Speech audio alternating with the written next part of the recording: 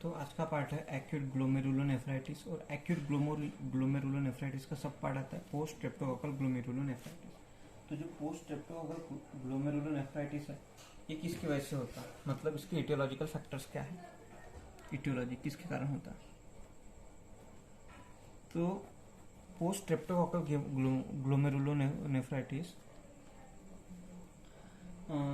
तो ये कैसा है, ये एक्यूट ग्लोमेरुलोनेफ्राइटिस का सब पार्ट है। मतलब एक्यूट ग्लोमेरुलोनेफ्राइटिस मतलब कि कुछ ही इसमें जो नेफ्राइटिस मतलब इन्फ्लामेशन हो जाए, ग्लोमेरुलस की इन्फ्लामेशन हो जाएंगी, वो भी कितने शॉर्ट टाइम में ग्लोमेरुलस की इन्फ्लामेशन हो जाएंगी। ठीक है, तो अभी इसमें क्या होता है, ये क्यों होता है, क्योंकि इसमें क्या हो जाता है, इम्यून कॉम्प्लेक्स के डिपोजिशन हो जाता है। ग्लोमेरुलस में इम्यून कॉम्प्लेक्स का डिपोजिशन हो जाता है, इम्यून कॉम्प्लेक्स का डिपोजिशन हो जाता है, किसका, इम्यून कॉम्प्लेक्स का डिपोजिशन हो जाता है। अब इम्यून कॉम्प्लेक्स किस तरह के रहते हैं, तो ये एंडोजिनस इम्यून कॉम्प्लेक्स हो सकते हैं, एंडोजिनस इम्यून कॉम्प्लेक्स, एंडोजिनस हो सकते हैं। ये इम्यून कॉम्प्लेक्स डिपोजिशन किसके, एंडोजिनस एंटीजन के कारण हो सकते हैं, या एक्सोजिनस एंटीजन, एक्सोजिनस एंटीजन। अब एंडोजिनस एंटीजन मतलब कि बॉडी खुद के ही सेल्स के अगेंस्ट एंटीबॉडी फॉर्मेशन करा रही है, मतलब उसको बोलते हैं एंडोजिनस एंटीबॉडी, उसको बोलते हैं एंडोजिनस एंटीजन। मतलब एंडोजिनस एंटीजन में क्या हो जाता है कि बॉडी के खुद के एंटीजन, खुद के सेल्स के अगेंस्ट किसी तरह के एंटीबॉडी फॉर्मेशन हो जाती है। ये किस में दिखता है, एसएलई में दिखता है। एक्सोजिनस एंटीजन मतलब कोई बाहर का एंटीजन आता है और उसके अगेंस्ट अपनी बॉडी एंटीबॉडी फॉर्मेशन करती है। जैसे कि कोई भी इन्फेक्शन हो गया, मतलब बैक्टीरियल इन्फेक्शन में क्या होता है कि स्ट्रेप्टोकोकस एंटीजन की वजह से हो सकता है, या फिर स्टैफाइलोकोकस एंटीजन इसकी वजह से हो सकता है। तो इम्यून कॉम्प्लेक्स का डिपोजिशन होता है। इम्यून कॉम्प्लेक्स डिपोजिशन मतलब एंटीजन और एंटीबॉडी का रिएक्शन होकर इम्यून कॉम्प्लेक्स बनता है। तो जो एंटीजन हो सकता है वो एक्सोजिनस एंटीजन हो सकता है या एंडोजिनस एंटीजन। एक्सोजिनस एंटीजन कब है, जैसे बैक्टीरियल इन्फेक्शन में तो स्ट्रेप्टोकोकस का एंटीजन या स्टैफाइलोकोकस का, या एंडोजिनस एंटीजन में खुद के बॉडी के जो एंटीजन रहेंगे उसके अगेंस्ट एंटीबॉडी फॉर्मेशन होगी। अब जो ये इन्फेक्शन किस में दिखता है, मेनली जो पोस्ट स्ट्रेप्टोकोकल ग्लोमेरुलोनेफ्राइटिस रहता है ये पीडियाट्रिक एज में दिखता है, ठीक है। तो पीडियाट्रिक एज ग्रुप में दिखेगा। अब इसमें एक माता आएंगी, मतलब एक मदर आएंगी, तो बताएंगी कि डॉक्टर साहब मेरे बच्चे को सोर थ्रोट हो गया है। तो एक हिस्ट्री ऑफ, मतलब एक चाइल्ड रहेगा, मतलब जिसमें पोस्ट स्ट्रेप्टोकोकल ग्लोमेरुलोनेफ्राइटिस दिखेगा, उसमें एक मदर आएंगी, उसको बोलेंगे कि मेरे बच्चे को, मतलब ये जब पूरे कॉम्प्लिकेशन लेके आएंगे, जब उसको ग्लोमेरुलोनेफ्राइटिस हो जाएगा तो उसमें कैसे आएंगी, तो वो बोलेंगी कि उसको इन्फेक्शन हुआ रहेगा, कौन सा, सोर थ्रोट होता है। स्पेशली कौन से सीजन में होता है, ये विंटर में होता है। या फिर स्किन इन्फेक्शन हुआ करके बोलेंगे, स्किन इन्फेक्शन। तो क्या हो जाएगा, वो जो एंटीजन रहेगा, किसका एंटीजन रहेगा, ये एंटीजन रहेगा किसका, स्ट्रेप्टोकोकस का। तो स्पेशली वो एक टॉक्सिन सिक्रेट करता है, वो रहती है streptococcal pyrogenic exotoxin B, streptococcus pyrogenic exotoxin B, streptococcus pyrogenic exotoxin B वो सीक्रेट करेगा। जब उसको इन्फेक्शन होगा स्ट्रेप्टोकोकस का, तो उसके जो वो जब बैक्टीरिया एंटर करेगा बॉडी में, तो उसके एंटीजन में स्ट्रेप्टोकोकस पायरोजेनिक एक्सोटॉक्सिन भी होगा। तो इस एंटीजन के against antibody formation takes place against this antigen. Against this antigen. तो उसके कारण क्या होंगे, इम्यून एंटीजन एंटीबॉडी का इंटरेक्शन होके इम्यून कॉम्प्लेक्स फॉर्म होंगे। इम्यून कॉम्प्लेक्स फॉर्म होंगे। जो इम्यून कॉम्प्लेक्स फॉर्म होंगे ये किस तरह की हाइपर सेंसिटिविटी रिएक्शन रहती है, टाइप 3 हाइपर सेंसिटिविटी रिएक्शन रहती है। तो उसके कारण क्या होंगे, वो जो इम्यून कॉम्प्लेक्स है वो कहाँ पे किडनी में डिपॉजिट होंगे, डिपॉजिट इन किडनी। और उसके कारण क्या होगा, ग्लोमेरुलोनेफ्राइटिस। ठीक है, तो इतनी ये हो जाती है। तो ये सब ये इसकी इटियोलॉजी है। मतलब क्या हो जाता है कि जो पीडियाट्रिक एज ग्रुप में रहता है, इन्फेक्शन होता है उसका सोर थ्रोट किसके कारण होता है, स्ट्रेप्टोकॉकस के कारण। तो स्ट्रेप्टोकॉकस का एंटीजन में क्या रहेगा, स्ट्रेप्टोकॉकस पायरोजेनिक एक्सोटॉक्सिन बी, और उस एंटीजन के अगेंस्ट एंटीबॉडी फॉर्मेशन होंगी। तो उसके एंटीजन एंटीबॉडी कॉम्प्लेक्स और डिपॉजिट होंगे किडनी में, उसके कारण ग्लोमेरुलोनेफ्राइटिस होगा। ठीक है, अभी इसमें देखेंगे कि जब क्या होता है, इम्यून कॉम्प्लेक्स डिपॉजिट हो जाता है तो कम्प्लीमेंट सिस्टम एक्टिवेट हो जाता है। और वो कम्प्लीमेंट सिस्टम एक्टिवेट होने के कारण क्या होता है, कम्प्लीमेंट प्रोटीन का कंजप्शन होता है। तो क्या हो जाता है, कम्प्लीमेंट जो ये रहता है इम्यून कॉम्प्लेक्स। तो मैं पहले इसके फिर क्लिनिकल मैनिफेस्टेशन बताओ किस तरीके से आएंगे। एक मदर आएंगी अपने बेटे को लेके कि बोलेंगे, छोटा जो बच्चा रहता है कि उसके यूरिन कलर में चेंज आया, यूरिन कलर में चेंज आ गया, यूरिन कलर चेंज। और देखेंगे कि उनका जो ओलिगो यूरिया मतलब उसको जो पहले से पेशाब होती थी उसका कम, लेस देन नॉर्मल यूरिन, जितना नॉर्मल आउटपुट रहता है उससे कम हो जाता है ओलिगो यूरिया में। साथ में देखेंगे कि क्या हो जाएगा, उसको फीवर भी देखने को मिलेंगे उस पेशेंट को। साथ में मलेज मतलब क्या होता है कि उसको अच्छा नहीं लग रहा, मतलब कोई पर्टिकुलर रीजन न होते हुए भी वो अनहैप्पी दिखना, feeling unhappy without particular reason.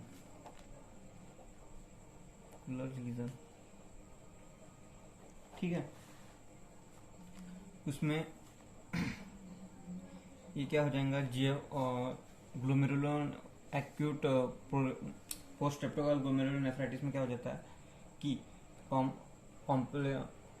Immune complex deposition के वजह से वो जो ग्लोमेरुलर बेसमेंट मेम्ब्रेन रहते जो उसका नॉर्मल जीएफआर रहता तो वो कम हो जाता। तो जीएफआर अगर कम होगा तो रेनिन एंजियोटेंसिन सिस्टम एक्टिवेट हो जाता, उसके कारण वो ज़्यादा अमाउंट में वाटर और सोडियम का रीअब्जॉर्प्शन होता। तो उसके कारण क्या हो जाता है, उस पेशेंट में इडिमा देखने को मिलता। हाँ, साथ में इडिमा दिखने को मिलेगा, साथ में क्या हो जाएगा, एब्जॉर्प्शन बढ़ रहा सोडियम वाटर का, प्लाज्मा वॉल्यूम बढ़ जाएगा, उसके कारण क्या हो जाएगा, हाइपरटेंशन भी दिखेंगे उस पेशेंट में। तो ये सब आपको वो पेशेंट के क्लिनिकल मैनिफेस्टेशन दिखेंगे। तो अभी अब इन्वेस्टिगेशन में क्या करेंगे, आपके पास वैसे पेशेंट आए तो क्या करेंगे, उसका ब्लड इन्वेस्टिगेशन कराएंगे। तो ब्लड इन्वेस्टिगेशन में क्या दिखेगा कि जो C3 के कॉम्प्लीमेंट लेवल रहेंगे वो कम रहेंगे। ये ऐसा क्यों होता है, क्या हो जाएगा, जब इम्यून कॉम्प्लेक्स डिपॉजिट हो जाएंगे उसके कारण क्या हो जाएगा, कॉम्प्लीमेंट सिस्टम एक्टिवेट हो जाएगा, उसके कारण वो जो कॉम्प्लीमेंट प्रोटीन रहते हैं उनका कंजप्शन बढ़ जाएगा। तो ब्लड इन्वेस्टिगेशन में दिखेगा आपकी कि C3 का लेवल कम हो गया है। तो इसको क्या बोलते हैं, हाइपोकॉम्प्लीमेंटीमिया। इसको बोलते हैं हाइपोकॉम्प्लीमेंटेमिया। ठीक है, अब देखेंगे कि अब ब्लड एस्टिमेशन में और क्या देखेंगे कि anti streptolysin O antibody detect अगर हुए, इसका मतलब आप समझ जाना कि वो मतलब एंटी स्ट्रेप्टोलाइसिन ओ, ये स्पेशली रिमेटिक फीवर में रहते हैं ये डिसीज।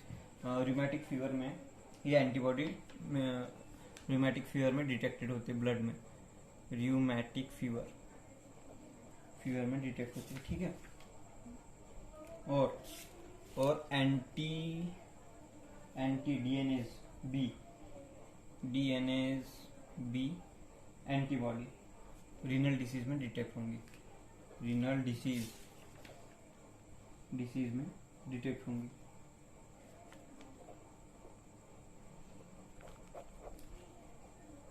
तो अगर स्ट्रेप्टोकोकल इन्फेक्शन मतलब अगर किसी को रूमेटिक, तो जब आप उसकी ब्लड इन्वेस्टिगेशन करेंगे तो एंटी स्ट्रेप्टोलाइसिन वो एंटीबॉडी डिटेक्ट होंगी क्योंकि वो स्ट्रेप्टोकोकल इन्फेक्शन के कारण हुआ, और एंटी डीएनएस भी एंटीबॉडी भी रीनल डिसीज में डिटेक्ट होती है मेनली। ठीक है, अब ये हो गया।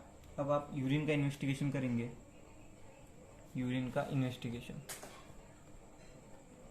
यूरिन के इन्वेस्टिगेशन में आप क्या देखेंगे कि change in colour of urine, change in colour of urine.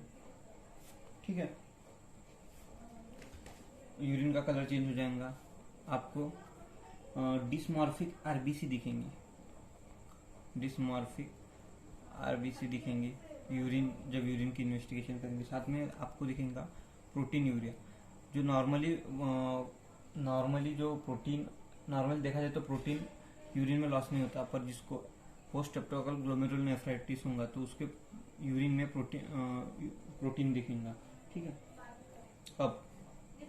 अब इन्वेस्टिगेशन ऑफ चॉइस देखेंगे कि अपने को मतलब किस तरह से पता चलेगा कि ये है। तो इसमें देखेंगे तो अपन लाइट माइक्रोस्कोप पे देखेंगे, लाइट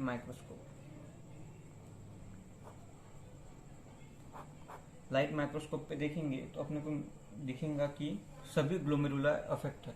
स्ट्रेप्टोकोकल इन्फेक्शन हो गया तो सभी ग्लोमेरुलस को अफेक्ट कर देंगे। All glomerula are affected. तो उसके कारण क्या दिखेगा, सभी ग्लोमेरुलर अफेक्ट होने के कारण अपने दिखेंगे कि बहुत सारे हाइपर सेलुलर ग्लोमेरुलस दिखेंगे अपने को, उसमें दिखेगा अपने को हाइपर सेलुलर ग्लोमेरुलस दिखेगा। उसमें बहुत तरह के हाइपर सेलुलर ग्लोमेरुलस, उसमें अपने को बहुत सारे इन्फ्लामेटरी सेल्स दिखेंगे। इन्फ्लामेटरी सेल्स में क्या क्या दिखेंगे, उसमें अपने को मोनोसाइट न्यूट्रोफिल्स दिखेंगे और सब मोनोसाइट दिखेंगे। हाइपर सेलुलर ग्लोमेरुलस में क्या दिखेंगे, मोनोसाइट दिखेंगे और न्यूट्रोफिल दिखेंगे। ठीक है, ग्लोमेरुलस में बहुत सारे सेल दिखेंगे। ये हो गया लाइट माइक्रोस्कोप हो गया। अब ये इलेक्ट्रॉन माइक्रोस्कोप देखेंगे अपन।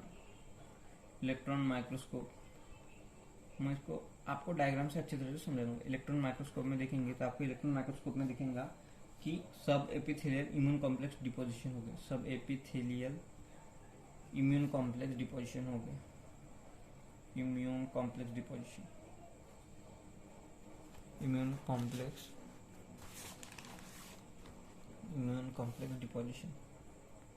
ठीक है, साथ में आपको दिखेगा कि जब आप इम्यून फ्लोरेसेंस देखेंगे, इम्यून फ्लोरेसेंस, तो उसमें क्या दिखेगा, इम्यून कॉम्प्लेक्स के डिपोजिशन की वजह से आपको ग्रैनुलर अपीयरेंस दिखेगा। काय में इम्यूनो फ्लोरेसेंस में ग्लैनुलर अपीयरेंस दिखेगा। ठीक है, इसको अपन लंपी बम्पी बोलते हैं, लंपी बम्पी अपीयरेंस, और इसको बोल सकते हैं स्टारी स्काई अपीयरेंस। और अभी इसके ग्रॉस देखेंगे तो आप ग्रॉस में देखेंगे कि ये फ्ली बीटन किडनी दिखेंगे, फ्ली बीटन किडनी भी आपको देखने को मिलेंगे। ठीक है, अब मैं इसको आपकी अच्छे से माइक्रोस्कोपी समझा के दिखाता हूँ। तो आप देख सकते हैं कि पोस्ट स्ट्रेप्टोकोकल ग्लोमेरुलोनेफ्राइटिस में पूरे ग्लोमेरुला इन्फेक्टेड हो जाते हैं। तो उसके कारण क्या हो जाता है, हर एक पूरे ग्लोमेरुलस में जो सेल्स रहते हैं हाइपर सेलुलर ग्लोमेरुलस हो जाता है, मतलब बहुत सारे के सेल्स वहाँ पे ग्लोमेरुलस में डिपॉजिट हो जाते हैं। उसमें आपको दिखेंगे न्यूट्रोफिल्स दिखेंगे, मोनोसाइट दिखेंगे और ये मेसेंजर सेल्स का प्रोलिफरेशन दिखेगा। अब ये इस डायग्राम में दिख रहे हैं कि ये जो वॉयलेट कलर के आप ये देख रहे हैं तो ये पूरे सेल्स है, बहुत तरह के सेल्स यहाँ पे डिपॉजिट हो जाएंगे, न्यूट्रोफिल्स, मोनोसाइट और मेसेंजर सेल्स। अब आप ये वाली देख रहे हैं, ये है इलेक्ट्रॉन माइक्रोस्कोप की डायग्राम। इलेक्ट्रॉन माइक्रोस्कोप में आपको दिखेगा कि ये जो सब एपिथेलियल्स है, मतलब ये आ गया, ये आपका ग्लोमेरुलस हो गया, ये फिर ग्लोमेरुलर बेसमेंट मेम्ब्रेन, इसका डैमेज होने के कारण तो ये पोडोसाइट हो गए। पोडोसाइट के ऊपर आपको ये जो पिंक कलर का ये दिख रहा है, इसमें है सब, मतलब ग्लोमेरुलर बेसमेंट के मेम्ब्रेन के नीचे, मतलब सब एपिथेलियल जो इम्यून कॉम्प्लेक्स सब एपिथेलियल है उसके नीचे इम्यून कॉम्प्लेक्स का डिपोजिशन हो जाएगा, तो इसको बोलते हैं इलेक्ट्रॉन डेंस डिपॉजिट या लंपी वम्पी अपीयरेंस। अब ये इम्यूनोफ्लोरेसेंस में देखिए तो जो इम्यून कॉम्प्लेक्स के डिपोजिशन की वजह से आपको ग्रैनुलर अपीयरेंस दिखेगा, मतलब उसको ग्रैनुलर अपीयरेंस भी बोलते हैं, या लंपी वम्पी, या फिर स्टारिस का अपीयरेंस, मतलब ये चमकने समान दिखता है ग्रैनुलर, तो इसको ये बोलते हैं। हाँ, तो अभी ऐसे अगर ऐसा कोई पेशेंट है तो अपन उसका ट्रीटमेंट कैसे करें, तो उसके लिए रहेगा कि कैसे हो जाता है उनका जीएफआर कम होने के कारण रेनिन एंजियोटेंसिन सिस्टम एक्टिवेट हो जाता है, उसके कारण वाटर और सोडियम का रीअब्जॉर्प्शन बहुत ज़्यादा बढ़ता है। तो ऐसे पर्सन में आप बाहर से एक्स्ट्रा फ्लूइड न दीजिए, उसका फ्लूइड इंटेक कम करिए, साथ में उसको अगर एंटीबायोटिक देंगे तो उसका पूरा ठीक हो जाएगा। ठीक है, थैंक यू।